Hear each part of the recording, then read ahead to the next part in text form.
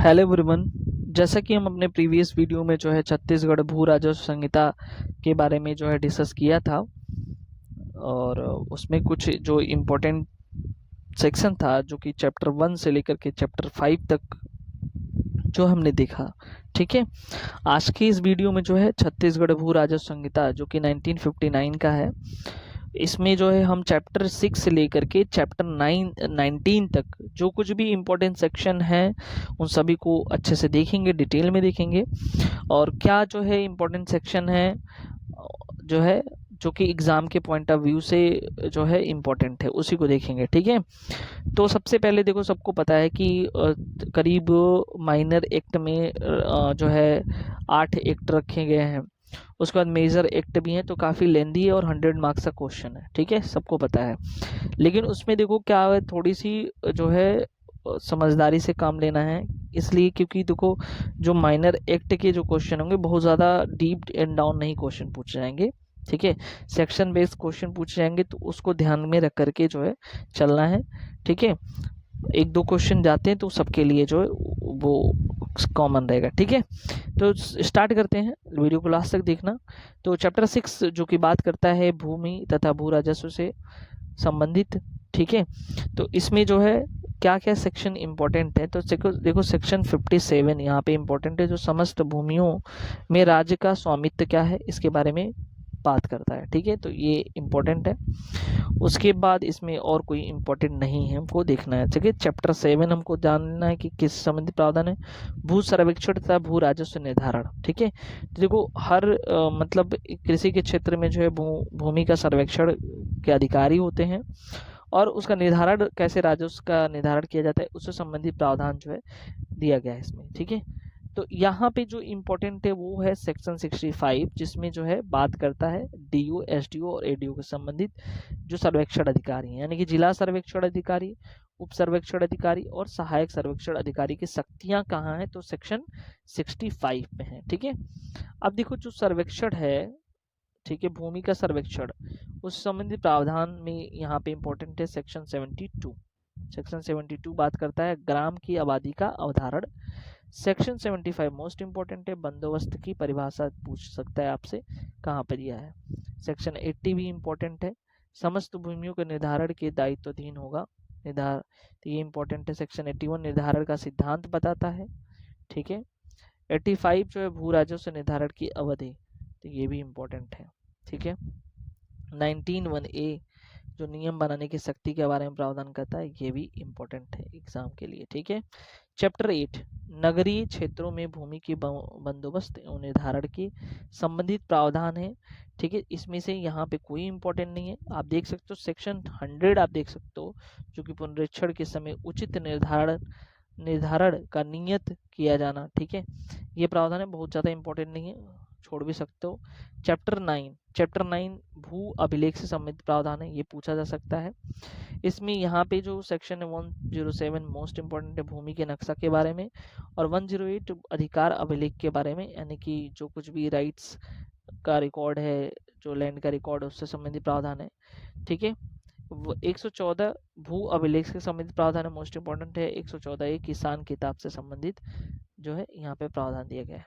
जो जो इम्पोर्टेंट हम लगा रहे हैं उस चीज़ को, उस सेक्शन को जरूर देखना। ये वीडियो लास्ट में आपको बहुत हेल्पफुल करने वाला है। ठीक है, सेक्शन बेस्ड जो कुछ भी इम्पोर्टेंट हम बता रहे हैं उसको ध्यान से जो है कहीं पे नोट करते चलो। ठीक है, 124 ठीक है, सीमा चिन्हों का निर्माण जो है ये बताता है।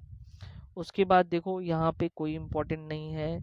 ठीक है, सीधे हम आ जाते हैं चैप्टर 11 में, जो भू राजस्व की उगाही की बात करता है। ठीक है, तो सेक्शन 138 इम्पोर्टेंट है, जो कि भू राजस्व भुगतान के लिए उत्तरदायित्व की बात करता है।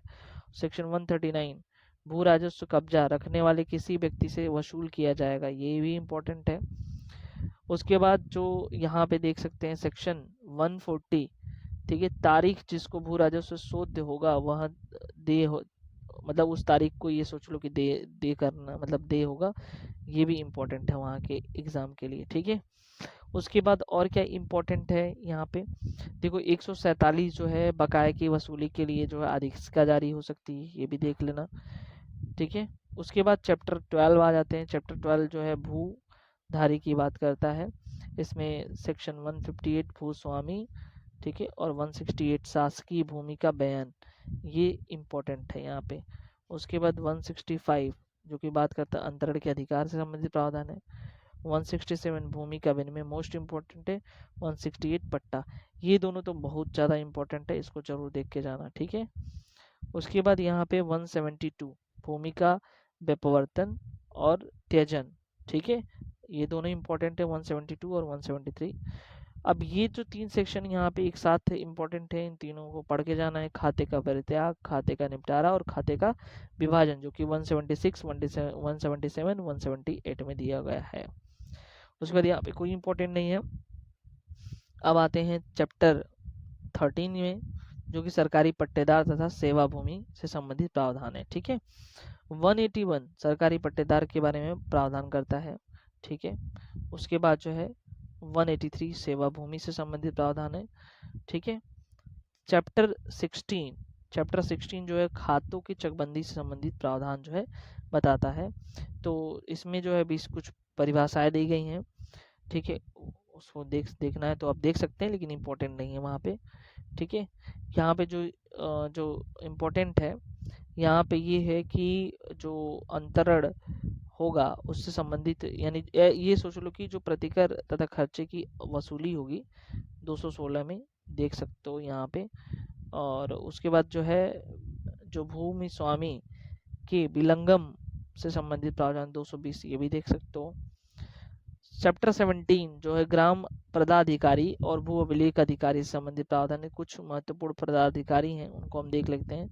222 इम्पोर्टेंट है, पटेलों की नियुक्ति, ठीक है, पटेलों का पारिश्रमिक 223 और 224 पटेलों का कर्तव्य, ये 3 देख के जाना है। और उसके बाद जो है कैसे इनको हटाया जाएगा 226, ठीक है। कोटवार की नियुक्ति और कर्तव्य और पारिश्रमिक, ये देख सकते हो 230 231 में दिया हुआ है, यहाँ से भी क्वेश्चन आ सकता है। चैप्टर 18 जो कि बात करता है आबादी तथा दखल रहित भूमि से संबंधित प्रावधान है। तो इसका जो अभिलेख है दखल रहित का वो 233 है, ये भी इम्पोर्टेंट है। बाकी यहाँ पे इम्पोर्टेंट 242, 243, 244 है। 242 में वाजिब अल अर्ज, 243 आबादी, 244 आबादी स्थलों का निपटारा, ये 3 सेक्शन मोस्ट इम्पोर्टेंट आपके लिए हैं, ठीक है। उसके बाद जो है हम देख लेते हैं चैप्टर 19, यहाँ पे मेंशन नहीं है, ठीक है। तो चैप्टर 19 जो कि बात करता है मिसलेनियस की, ठीक है, प्रकीर्ण की, जो कि 255 से लेकर के 255 से लेकर के 264 तक है। इसमें एक इम्पॉर्टेंट सेक्शन है सेक्शन 264 आखिरी वाला, जो बात करता है संहिता कतिपय मामलों में लागू नहीं, यानी कि पूरी कोड जो है कुछ मामलों में लागू नहीं होगी। वो मामला क्या है, अगर केंद्रीय सरकार किसी व्यक्ति को भूमि जो है दिया है, ठीक है, तो वहां पे उस मामले में यानी कि ये कोड लागू नहीं होगी, सीधी सीधी बात है। तो 264 इम्पोर्टेंट है। तो हमने जो है इस वीडियो में हमने कवर कराया केवल इम्पोर्टेंट सेक्शन कौन कौन से हैं, चैप्टर जो है 6 से लेकर के चैप्टर 19 तक। और अगर उससे पहले देखना चाहते हैं कि चैप्टर 5 तक क्या इम्पोर्टेंट, तो आप प्लेलिस्ट में जाइए और वहाँ पे देखिए छत्तीसगढ़ भू राजस्व संहिता 1959 का जो पार्ट 1 है वो ऑलरेडी अपलोडेड है, वहाँ से आप उसका लाभ उठा सकते हैं। और भी लॉ से संबंधित जो कुछ भी वीडियो है वो सारे जो है प्लेलिस्ट में अवेलेबल हैं, वहाँ से आप लाभ उठा सकते हैं। अगर इस चैनल में नए व्यूअर्स हो तो सब्सक्राइब ज़रूर कर लें और बेल आइकन को ज़रूर से ज़रूर दबाएं, ताकि जो नोटिफिकेशन आप तक ज़रूर सबसे पहले पहुँचे, ठीक है। Thank you so much.